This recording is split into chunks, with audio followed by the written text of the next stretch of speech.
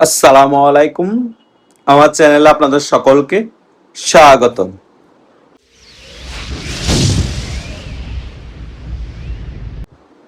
5ই August যে কোনোভাবেই গণ অভ্যুত্থান হয়নি, সেটা ছিল 100% ষড়যন্ত্র। আমরা সকলেই 5ই আগস্টের পরবর্তী সময় অনেক ইউটিউবাররাই বলেছিলাম। তখন আমাদেরকে ট্যাগ দেওয়া হয়েছিল আমরা আওয়ামী লীগের দোসর, আমরা আওয়ামী লীগের পক্ষে কথা বলছি। সেই কারণেই গণ অভ্যুত্থানকে আমরা ষড়যন্ত্র বলছি। কিন্তু যতই দিন যেতে থাকে ততই সকল কিছু পানির মতো পরিষ্কার হতে থাকে। এখন কিন্তু আওয়ামী লীগের নেতাকর্মীরা বলছে না যে 5ই আগস্ট যে ষড়যন্ত্রমূলক একটি মেটিকুলাস ডিজাইন ছিল শেখ হাসিনাকে ক্ষমতাচ্যুত করানোর জন্য। এখন বাংলাদেশের আপমার জনতার কাছেও বিষয়টা একেবারে পানির মতো পরিষ্কার। জনগণ না যত অংশগ্রহণ করেছে তার থেকেও প্ল্যান ছিল শেখ হাসিনাকে ক্ষমতাচ্যুত করা। নাম দেওয়া হবে সেটার কি, গণ অভ্যুত্থান। অনেকেই তো বিপ্লব বলা শুরু করে দিয়েছিল। কিন্তু গত একদিন আগে ঢাকা মেট্রোপলিটন পুলিশের কমিশনার মনিরুল ভাই বিষয়গুলো একেবারে খোলাসা করে দেন যে কিভাবে সেনাবাহিনী আওয়ামী লীগের নেতা কর্মীদেরকে নামতে দেয়নি এবং পুলিশকে গুরুত্বপূর্ণ জায়গায় দাঁড়াতে দেয়নি, র্যাব বিজিবিকে গুরুত্বপূর্ণ জায়গায় দাঁড়াতে দেয়নি, ঢাকার সকল গুরুত্বপূর্ণ জায়গার দায়িত্ব নিয়ে নেয় সেনাবাহিনী। এবং 4 তারিখ রাতেও মেটিকুলাস ডিজাইনের মাধ্যমে শেখ হাসিনাকে আশ্বস্ত করে যে আপনার নেতাকর্মী রাজপথে নামা লাগবে না, আমরা এই বিষয়গুলো হ্যান্ডেলিং করতে পারবো। কিন্তু তারা কি করেছে?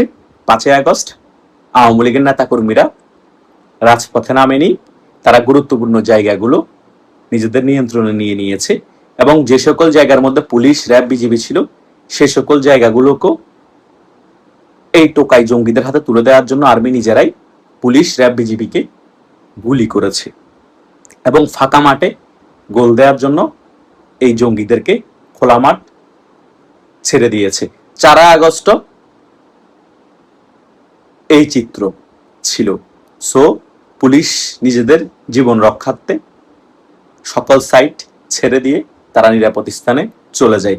তারপরও ওই সময় যে সকল পুলিশকে এই সকল টোকাই জঙ্গিরা পেয়েছে, কাউকে মেরে ফেলেছে, কাউকে আহত করেছে, আর অনেকেই পালিয়ে যেতে বাধ্য হয়েছে। শুধু তাই নয়, শেখ হাসিনার যারা বডিগার্ড ছিল তারাও অস্ত্র ফেলে দিয়ে পালাতে বাধ্য হয়েছে। সেনাবাহিনী এমন বেশি প্রেশার ক্রিয়েট করেছে, এমনভাবে এ সকল টোকাই জঙ্গিদেরকে পাওয়ার দিয়েছে, তখন শেখ হাসিনার বডিগার্ডদেরও জীবন বাঁচানো ফরজ হয়ে গিয়েছে, পুলিশেরও জীবন বাঁচানো ফরজ হয়ে গিয়েছে। মাত্র 1 থেকে 1.5 লক্ষ এই সকল টোকাই জঙ্গিদের হাতে সারা বাংলাদেশ 5ই আগস্ট তুলে দেওয়া হয়েছে, আর সেটার নাম দেওয়া হয়েছে গণ অভ্যুত্থান। স্বতঃস্ফূর্তভাবে জনগণ অংশগ্রহণ করেছে। বাংলাদেশে কি ভাই 1.5 থেকে 2 লক্ষ মানুষ জনগণ বসবাস করে? ঢাকা থেকে শুধু 2 লক্ষ 3 লক্ষ মানুষ বসবাস করে? সারা বাংলাদেশ থেকে মানুষ আসার পরও 2 থেকে 3 লক্ষ এর বেশি মানুষ সেদিন ঢাকায় ছিল না। যখন দেখতে পেয়েছে শেখ হাসিনাকে নিরাপদে ভারত পৌঁছিয়ে দিচ্ছে বাংলাদেশ সেনাবাহিনী, তখন অনেক জনগণ চুরি করার জন্য শেখ হাসিনার বাসভবনের দিকে যায়, যে যার যার মতো চুরি করে। কারণ আমরা সুযোগ পাইলে চুরি করতে ছাড়ি না। আমি সে কারণে হতেই বলি, বাঙালি হচ্ছে সুযোগের অভাবে সৎ। আপনারা সুযোগ দেন না বিদায় তারা চুরি করতে পারে না, আপনারা সুযোগ দেন না বিদায় তারা টাকা পাচার করতে পারে না। কিন্তু সুযোগ পেলে এভাবে শেখ হাসিনার বাসভবনে ঢুকে, সংসদ ভবনে ঢুকো, তারা বিভিন্ন জিনিস চুরি করে। সেটা আমরা 5ই আগস্ট দেখেছি। সকল ফুটেজ কিন্তু এখনো সবার কাছে রয়ে গেছে। সময় মতো এদেরকে জায়গা বরাবর বিচারের আওতায়ও আনা হবে। তার মানে 5ই আগস্ট কোনোভাবেই কোনো গণ অভ্যুত্থান হয়নি, কোনো বিপ্লব হয়নি। 5ই আগস্ট হয়েছে শেখ হাসিনাকে ক্ষমতাচ্যুত করার জন্য ষড়যন্ত্র, এবং সেই ষড়যন্ত্রের সম্পূর্ণরূপে অংশ ছিল বাংলাদেশ সেনাবাহিনীর প্রধান ওয়াকারুজ্জামান এবং শীর্ষ পর্যায়ের অনেক সেনাবাহিনী এবং বিভিন্ন জেলার অনেক জিওসিও। আশা করছি বাংলাদেশের যারা সাধারণ জনগণ আছে তাদের মনে আর কোনো প্রশ্ন থাকার কথা না। বাংলাদেশের জনগণও আওয়ামী লীগের প্রতি, শেখ হাসিনার প্রতি অত বেশি ক্ষুব্ধ ছিল না যে 5 আগস্টের মতো এরকম গণ অভ্যুত্থান হতে হবে। এই সকল টোকাই জঙ্গিরাই খোলা মাঠে গোল দিয়েছে সেনাবাহিনীর সহযোগিতায়।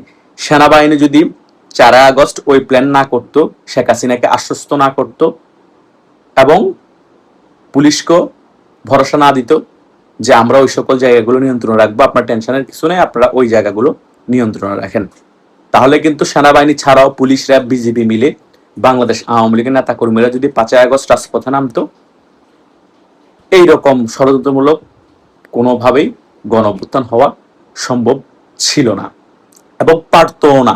সেনাবাহিনী ছাড়াই এদেরকে একেবারে কুপকাত করে দেওয়া যেত এবং এই ষড়যন্ত্র ঠেকিয়ে দেওয়া যেত।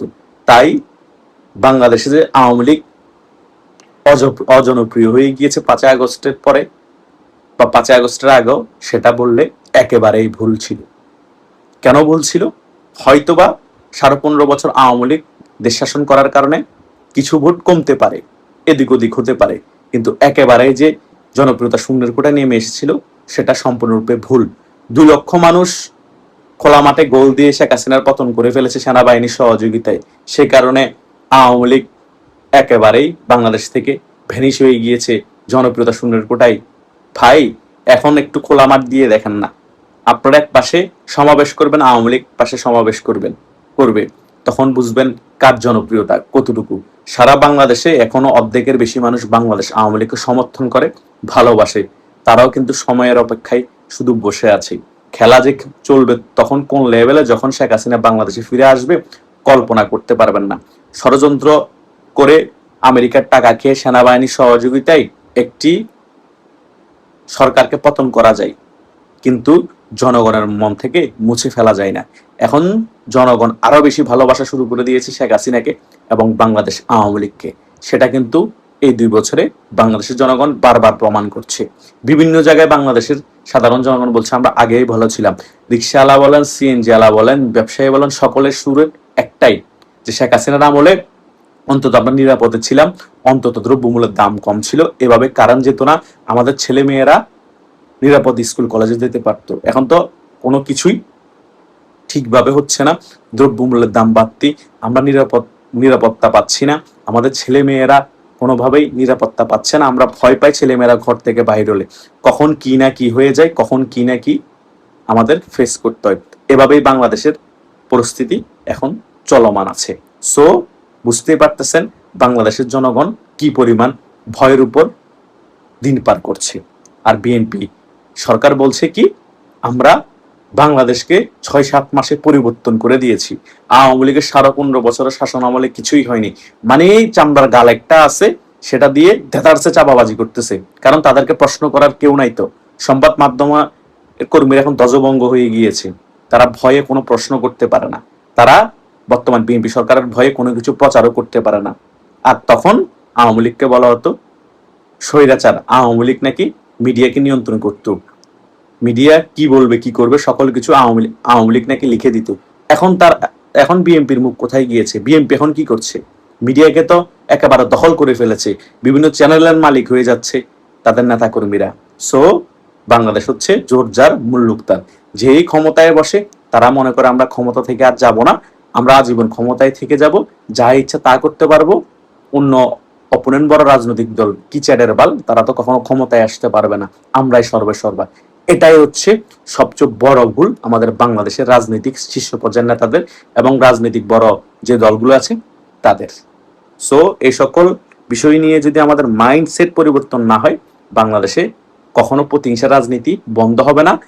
যখনই রেজিম চেঞ্জ হবে তখন এইভাবে দেদারসে মানুষ মারা যাবে, এটাই হচ্ছে বাস্তবতা।